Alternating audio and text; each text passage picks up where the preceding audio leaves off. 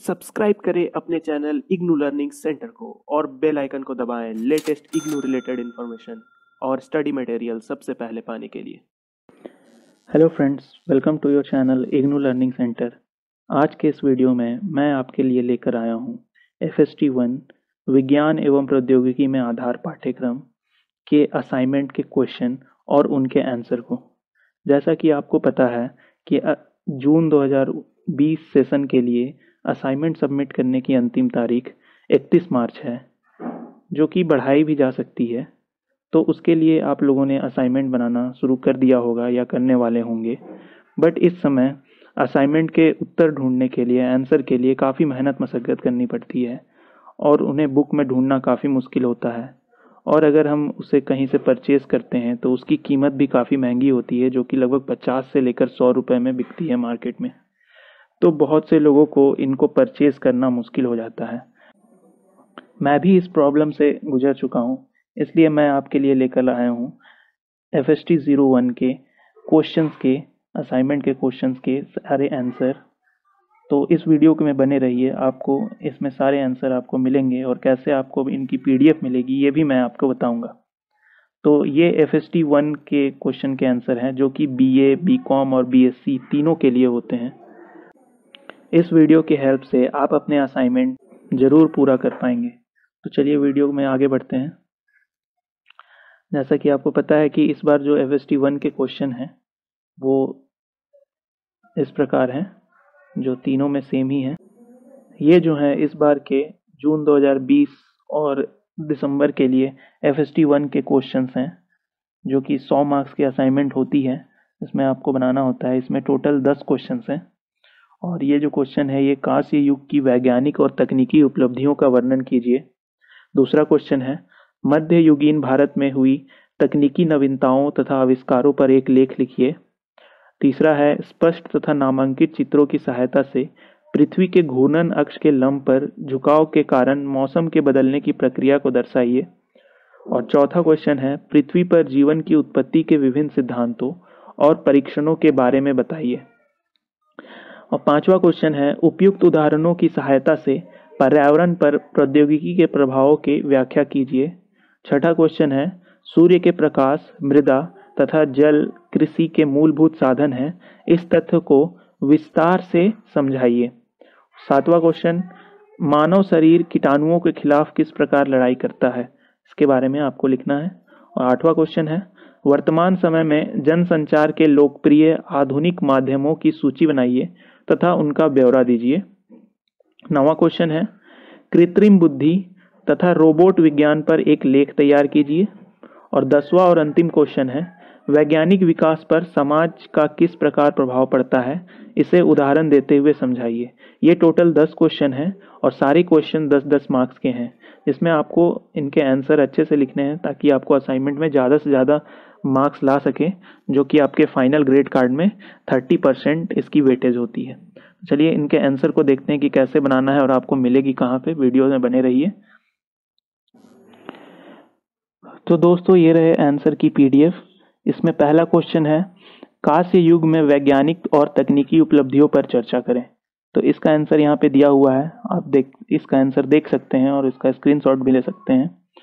और अगर आपको PDF चाहिए तो मैं PDF भी आपको प्रोवाइड करा दूंगा, जिसकी सारी लिंक मैं आपको वीडियो के अंत में बताऊंगा कि आपको PDF कैसे मिलेगी और आप ज़्यादा से ज़्यादा इसके बेनिफिट उठा सकेंगे।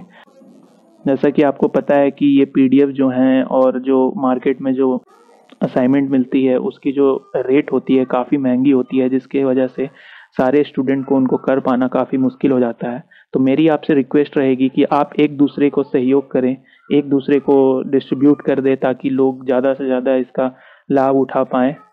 तो इसी मुहिम में मैं एक कड़ी बनना चाहता हूँ।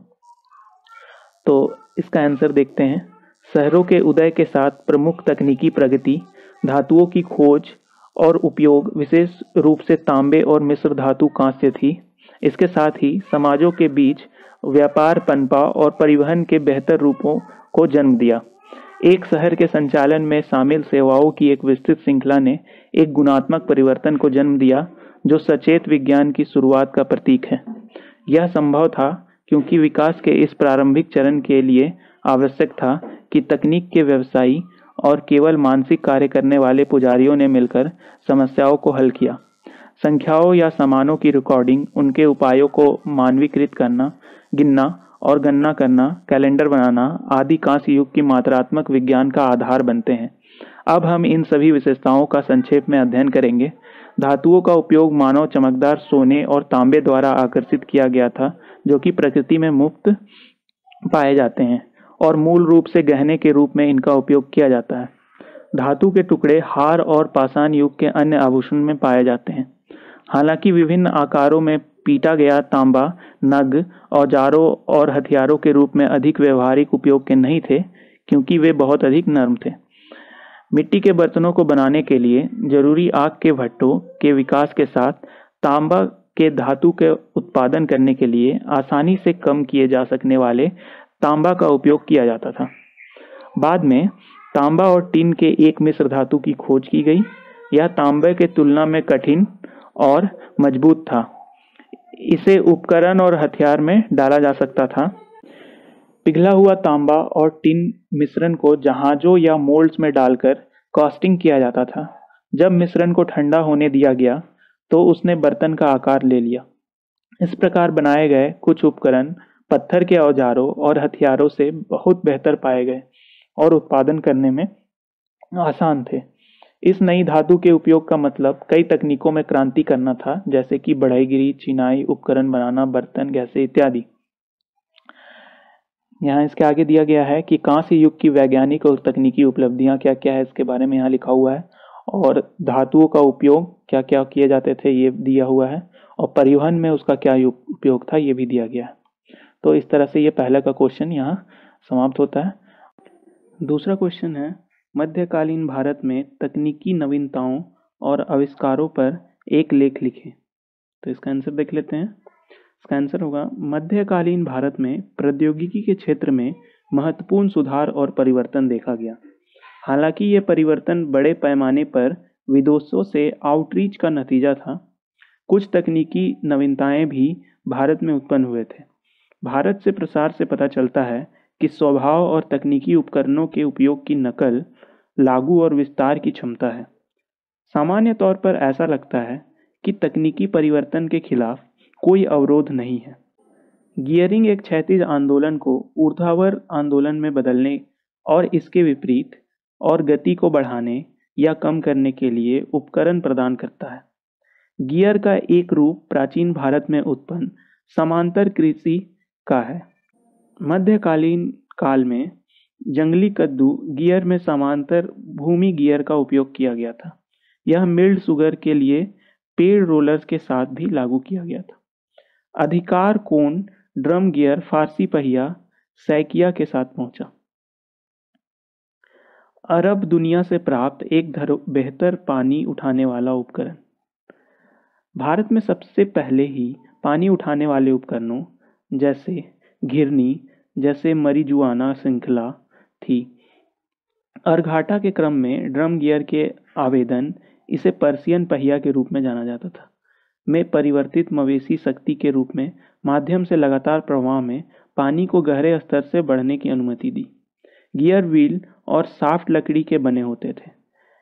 एक ऊर्ध्वाधर पिन व्हील के साथ लगे एक क्षैतिज पिन ड्रम में को मवेशियों की शक्ति ने घुमाया था। 15वीं शताब्दी में पंजाब और सिंध में फारसी पहिया का एक व्यापक रूप इस्तेमाल किया गया था। इस सिंचाई के बेहतर साधन और संभवतः इस क्षेत्र में कृषि के विस्तार से हुई। तो ये दूसरा क्वेश्चन था। इसी तरह से आगे की क्वेश्चन है, हम देख सकते हैं पूरी पीडीएफ। अगर आपको ये पीडीएफ चाहिए तो मैं इसकी पीडीएफ आपको प्रोवाइड करा दूंगा। आप नीचे डिस्क्रिप्शन बॉक्स में जाकर मेरे टेलीग्राम ग्रुप में ज्वाइन हो सकते हैं, या आप उस लिंक से डायरेक्ट मुझे टेलीग्राम में कांटेक्ट कर सकते हैं। वहाँ पे एक छोटी सी सहयोग राशि दे करके आप इस पीडीएफ को ले सकते हैं। ये सहयोग राशि इसलिए है ताकि मैं दूसरे सब्जेक्ट की भी पीडीएफ आपको प्रोवाइड करा सकूं, या आपके पास कोई और दूसरे सब्जेक्ट की पीडीएफ है तो आप उससे एक्सचेंज करके भी ये पीडीएफ ले सकते हैं। आप सीधा मुझे टेलीग्राम पे कांटेक्ट करें, नीचे डिस्क्रिप्शन बॉक्स में लिंक दिया हुआ है। इसके अलावा आप मुझे फेसबुक पे भी कांटेक्ट कर सकते हैं। हाँ, इग्नू लर्निंग सेंटर की टेलीग्राम ग्रुप है, उस पर आप ज्वाइन हो जाइए ताकि आपको स्टडी मटेरियल और इग्नू से रिलेटेड सारी अपडेट्स आपको उस टेलीग्राम ग्रुप पर मिलती रहे। आशा करता हूँ आपको ये FST1 के जो PDF है ये आपको पसंद आई होगी। ये वीडियो और एक ये मेरी जो मुहिम है इसके साथ आप जुड़ेंगे।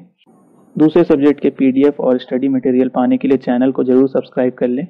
अगर चैनल पर पहली बार आए हैं तो इसे सब्सक्राइब करके ज़रूर जाइएगा, और वीडियो पसंद आई हो, अगर PDF से आपको ज़रा सा भी बेनिफिट हुआ हो तो इस वीडियो को लाइक ज़रूर करिएगा। मिलते हैं अगली वीडियो में, तब तक के लिए गुड बाय।